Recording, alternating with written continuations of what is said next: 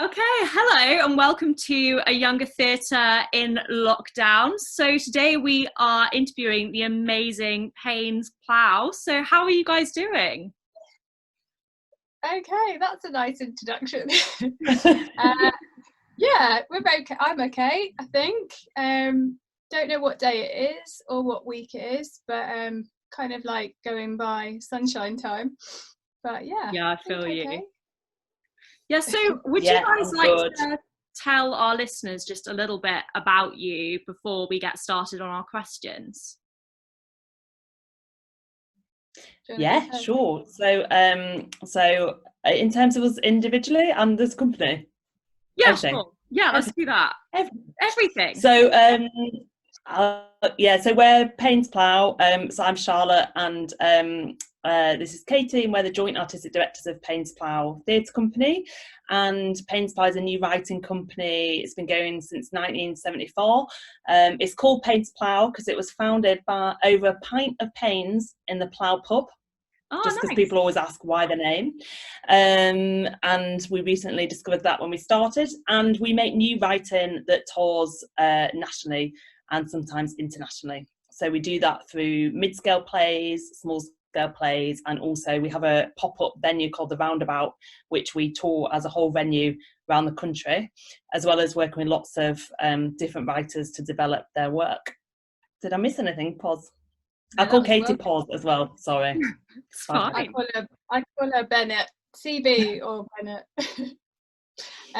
No, I think that's good. And then as individuals, I started my career as an actor and then was a teacher and then became a director. Like feel like each sort of thing helps the other. But I didn't become a director until I was 28. And it wasn't until somebody sort of forced my hand and went, "You've got to choose one thing, and what are you, and I went, I'm a director, but I was kind of scared to say that. But like definitely felt that was where my sort of passion lied. And then since then just been kind of working freelance, and then I worked for Pilot Theatre Company as their associate director for quite a long time, and then became freelance again, and then ended up with this amazing woman running this company, doing some work. It's really nice having two people on the screen to talk to. It feels more like a little gathering. It's really nice. I like it. Like literally on Zoom like 8 hours a day. Like I feel like you're just always there in my computer Zoom. But I feel like you don't exist in real life anymore, just on a screen. Like I feel like it's strange. Yeah, I feel like we all just exist on Zoom now, and that's it. There's no real world. It's just the Zoom world. Yeah. Just torso. Yeah. No legs. So kind of good. I realised that I hadn't worn shoes at work for a week when it was hot, because I'd just been like chilling and with no shoes on. I was like, this is so weird, but kind of cool. Yeah. Anyway, that's quite freeing. I don't wear shoes in the house. Just always wearing socks. I don't wear shoes or bras. Yeah, no, both have gone. Gotta go.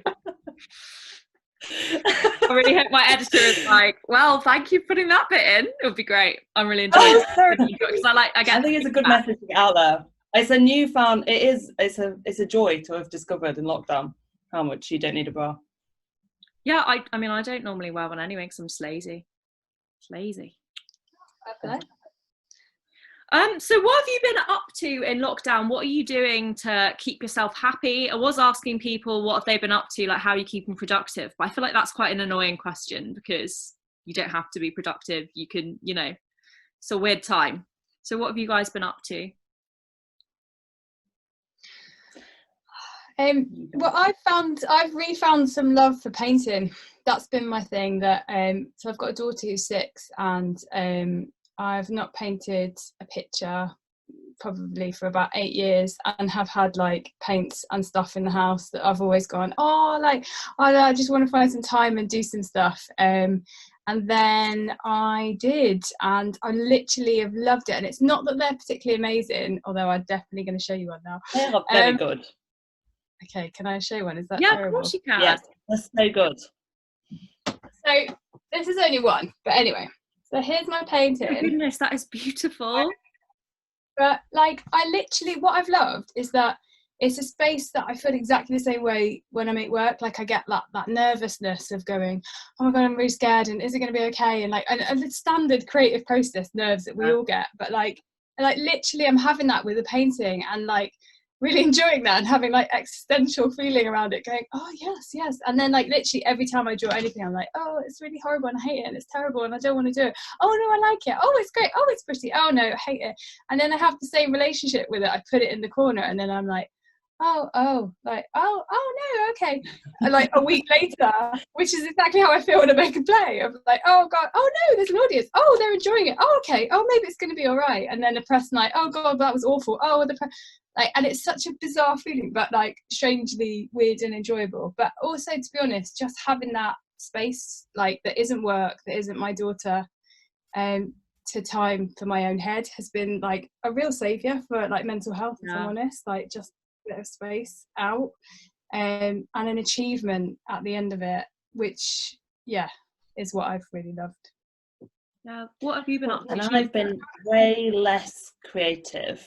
I'm really bad drawing, like so bad. In fact, I found some old things. I'm actually at my mum's house at the minute in Yorkshire, and I won't get them out. No, I won't. But I found some terrible like clay things that I made at school, and it literally looks like it. Somebody on Zoom was like, "Oh, did you make that when you were 5?" And I was like 15. But so at the moment, I've kind of been keeping myself. Oh, I'm really excited because my niece and nephew are here. Who are 5 and 2, and they are riotous and brilliant. And this is my creative. I'm going to try and show you a little den bed that I'm actually sort of sat at. So I've made this for my niece because we're sharing a little bedroom, and this is my creation.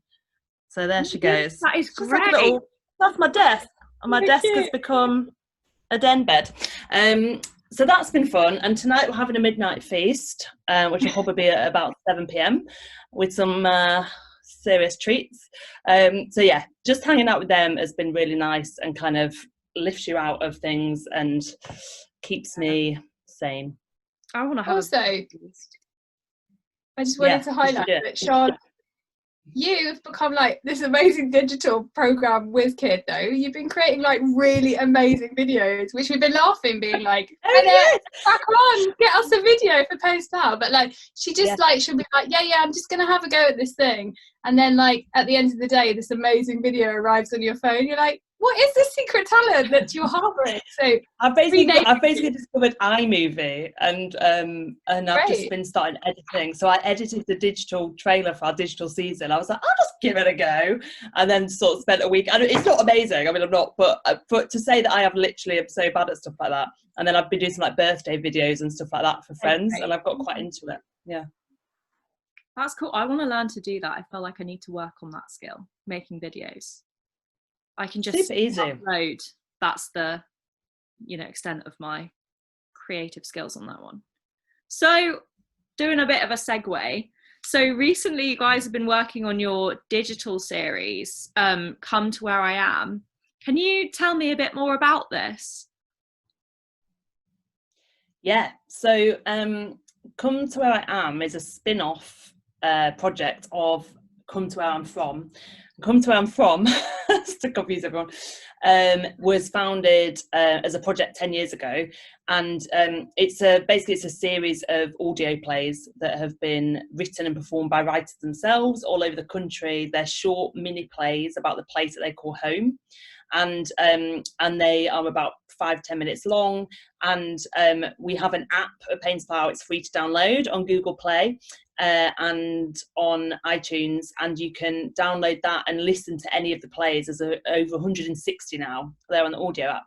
So when and that's been going for a really long time, and is a really great idea. And when we sort of went into lockdown, we asked ourselves what our place was as a company at this time. Like what were we, obviously lots of talk about digital and putting stuff out there, and what, where, why, who's it for, and we felt unanimously that there was a real need for us to continue to try and employ as many writers as we could around the country at this time, and that we already have this existing digital project which works, which has kind of a format which is engaging and interesting, and also kind of it felt like an interesting time to start to tell stories about other places when we weren't able to travel anywhere outside of our own homes pretty much, or areas. So to try and kind of give that experience of come and spend 10 minutes in Peterborough, Derby, the Lake District, Newcastle, and it felt like quite a nice thing to do. So we commissioned, originally we commissioned 7 series of Come to Where I Am, and the main difference is that the pieces are self-filmed and written and performed by the writers as well,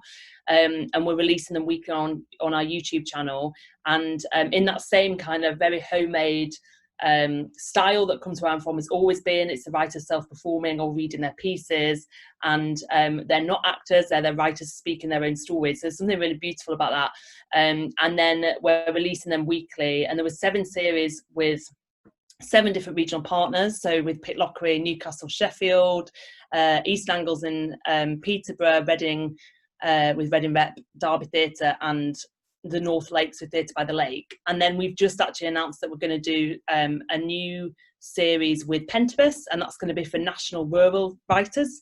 And then we're also now doing an international series with Critical Stages in Melbourne, and that's going to be with some Australian playwrights.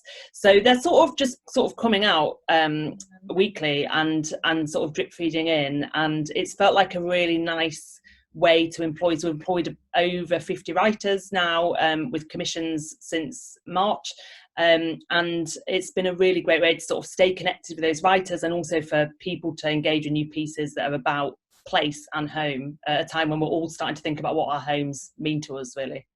Yeah, I think that sounds really interesting. I'm going to download that on my phone after this and listen to it when I go walking. Download it. It's really cool. You get a map. There's a map, like an interactive map, and you can click on it as to where you want to hear the story. And there's some great pieces on there. Really great.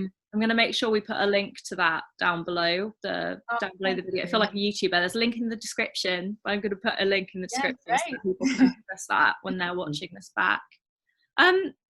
So you've been very innovative in your performance mediums over lockdown. So like this is one of the ways that you've kind of taken lockdown and tried to make art out of it. But can you tell us about your different ways of creating art at the moment? I know you've been doing work with people that might be lonely or vulnerable at the moment. Do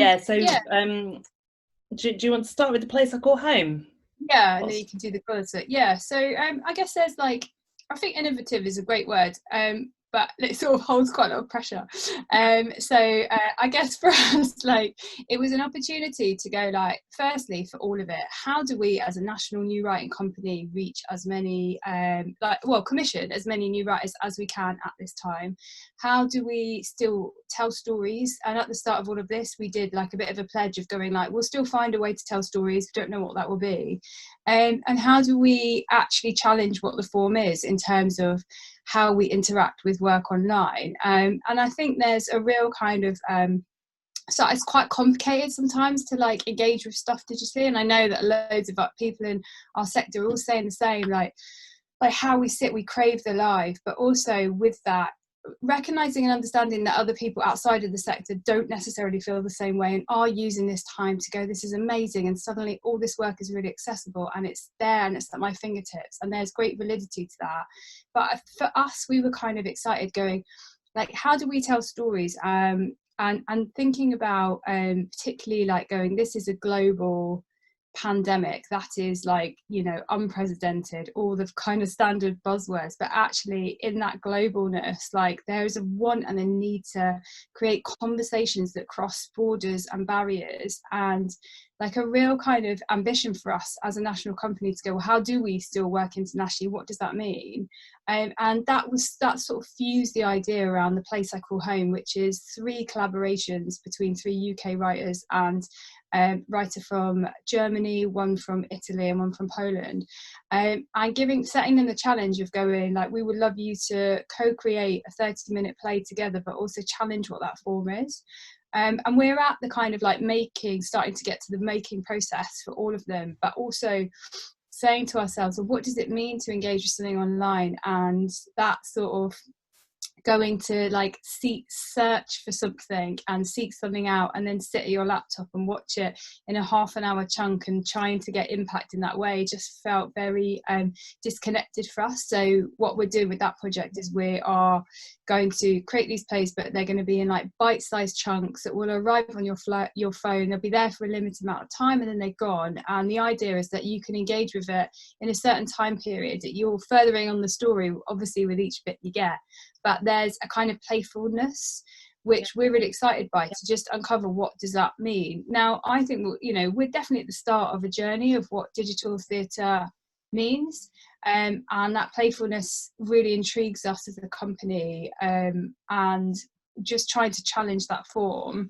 but also recognizing like where we are in terms of our relationship and that fatigue about like sitting and staring at a screen all day, and where we just want to be in a room together. But so it's an experiment really, but like really exciting to try something different and to work out what that does and what does that mean if something arrives at your phone and disappears.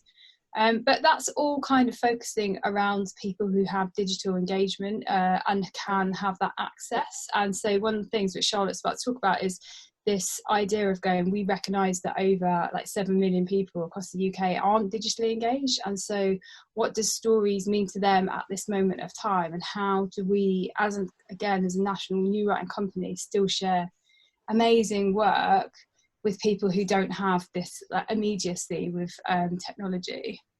So we've been, with that in mind, we've sort of been with Come to Where I Am, we've been making the plays available over the phone as a phone call service for people who are isolated, for people who aren't digitally engaged or savvy, and to try and, I suppose, one thing that Pains Plough has always done is look at reaching hard to reach audiences and the kind of non-traditional theatre goers, and so we didn't want to kind of lose that part of our identity as we moved into more digital means.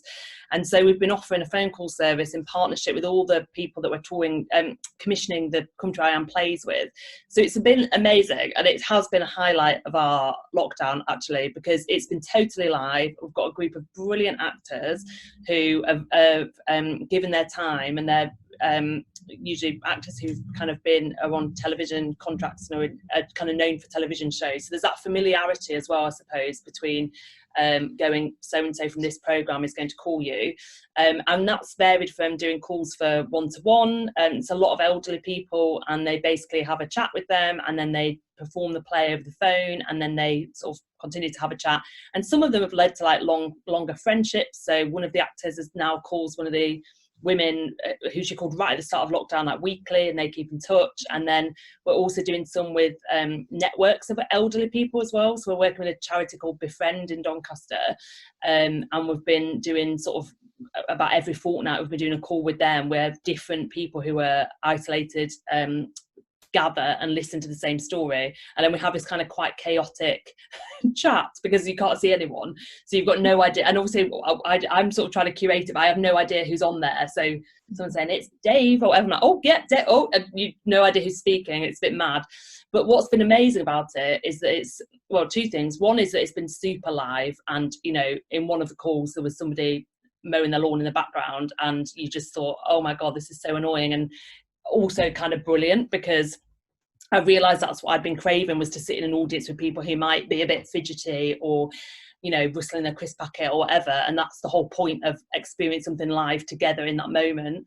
And then also it's inspired a lot of that group in particular to write their own poems and write their own stories. So one of the women, Lynn, who's amazing, has been going crazy actually, writing loads and loads of poems. I get them in my inbox very, very regularly. But one that she sent was a trilogy about, which is inspired by a true story of a pigeon that fell down a chimney at the start of lockdown, that she called Percy, and has been like nursing back to health. And she's made this pigeon her friend, and she wrote this beautiful trilogy from different perspectives of that experience. So one from her perspective, one from the pigeons, and then one from this sort of bigger bird that was attacking the pigeon.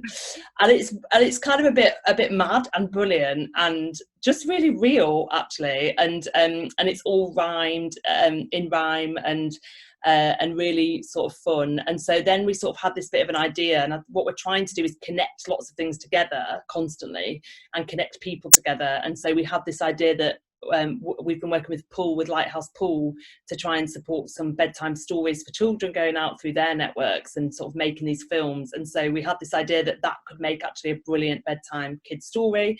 So then we turned that into a bedtime kid story on film, and then sent it out to them, but also sent it back to the Befriend group in Doncaster and Lynn herself, and it's just been this like really lovely circle of creativity that's been connecting people around the country, connecting through audiences, inspiring people to be creative. And my ultimate hope, I really, really want to do this, and I don't know how we're going to achieve it with safety, but I really want to get the actor Lucas Button, who did an amazing job of this film, to tour to take the show into a garden, basically. We need to do a garden show at Lynn's of the Pigeon trilogy, and it needs to go big because it is special. It's so good. It's so good. It's like so brilliant. I was going to say also, like, totally thinking about this as something like for its future life. Like, we got really excited, didn't we, talking about like what would happen if something like this was like, you know, the dream, a social prescription, like you got prescribed a play over the phone and what that means. And like me and Charlotte have both been doing the kind of NHS calls to like vulnerable people, and just having those conversations and having that opportunity to connect beyond this moment. Because again, going like, once lockdown isn't a thing, like there's so many people that still are isolated, and what would that mean? Yeah. And again, we all know this because we work in it, but like, you know, the arts has the ability to save your life, and that lifeline is something beautiful about having a story, and that wildness is what is so exciting about it, which we love. So phone calls go viral. So I think one of the things that's so amazing about your company, and why I really wanted to do this interview, is how collaborative it is. And listening to you right now, and the collaborations which you have with so many other artists and people, is something that's so cool to like what makes you such a brilliant company. So what I find really interesting is that you applied together for the role that you hold. So you're joint artistic director and CEO, is that correct?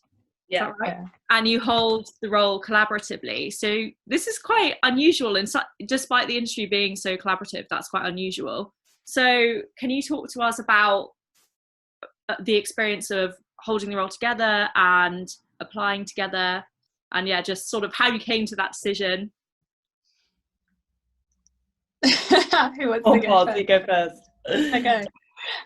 So me and Charlotte have known each other for 10 years, but we've never run anything together, and we've been friends, and we have been confidants to each other, and like, you know, peer mentors, and like 100% have had each others back through our roller coaster of our ride through this industry, and like I guess like in terms of kind of getting to this point, we always kind of flippantly would say, oh, like if Payne's Plough ever comes up, we'll go for it. And Charlotte would always go, and we'll get it. And I go, oh, okay, hope so.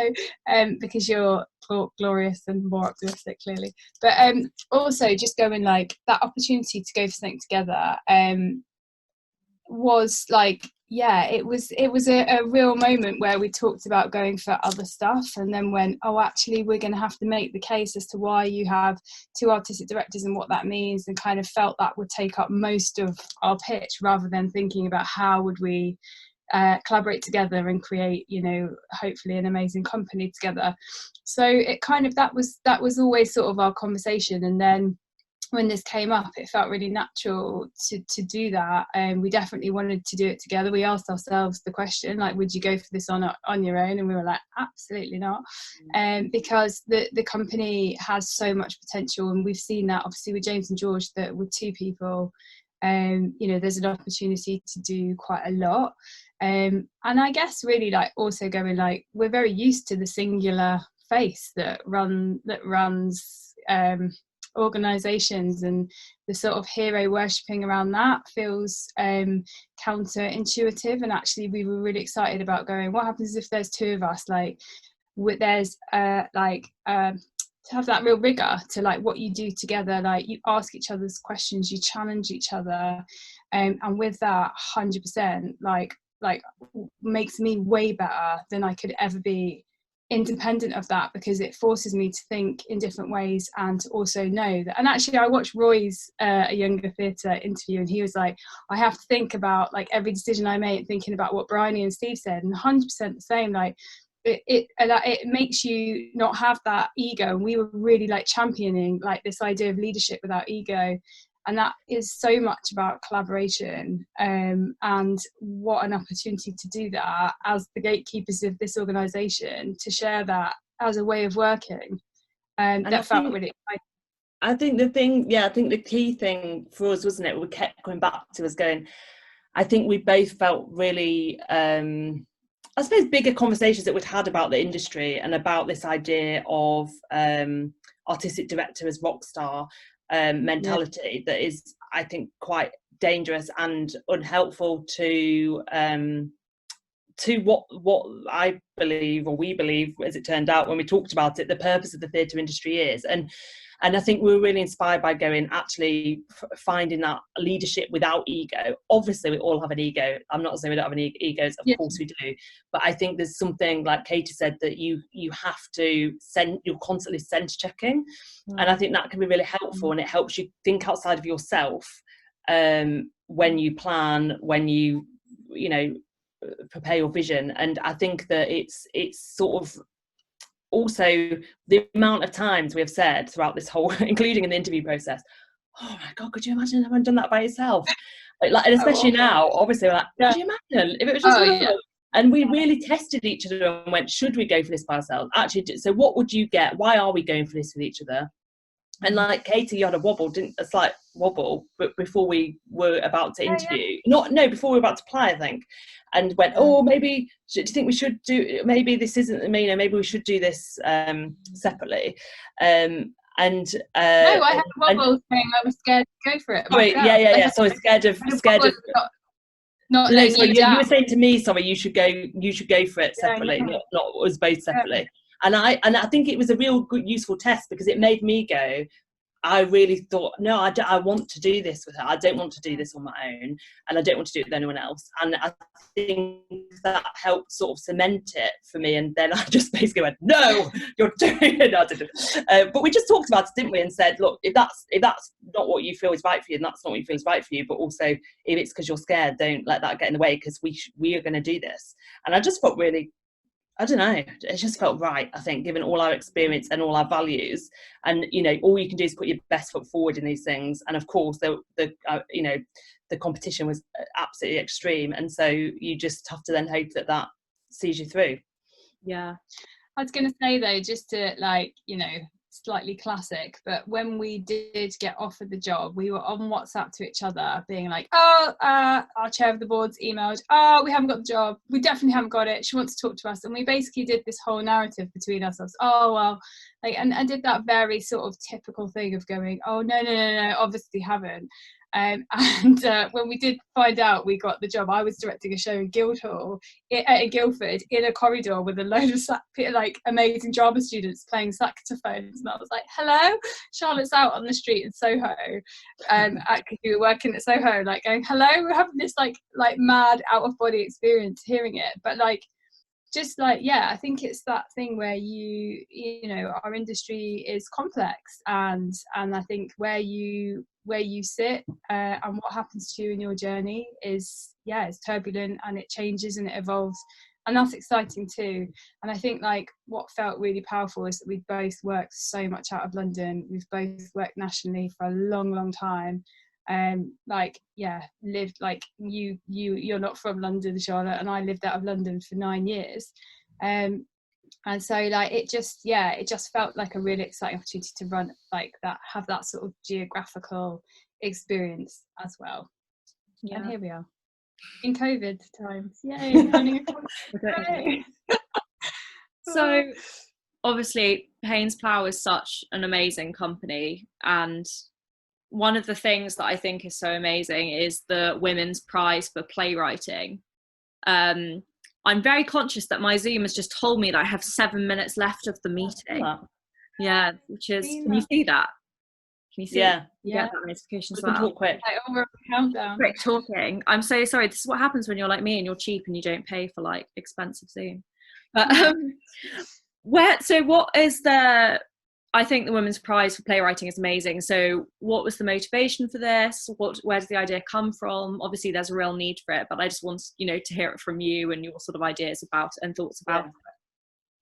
So it was originally, it's an idea that was spearheaded by Ellie Keel, who's an amazing independent producer and runs Ellie Keel Productions, and I'd sort of known Ellie from Soho Theatre days, and Katie had met her in Edinburgh, and we were kind of just in the she's an excellent egg territory, and so she came to us with the idea and said, you know, I want to set up this Women's Prize for Playwriting. Unbelievably, it does. Our first thing was, well, surely that exists already.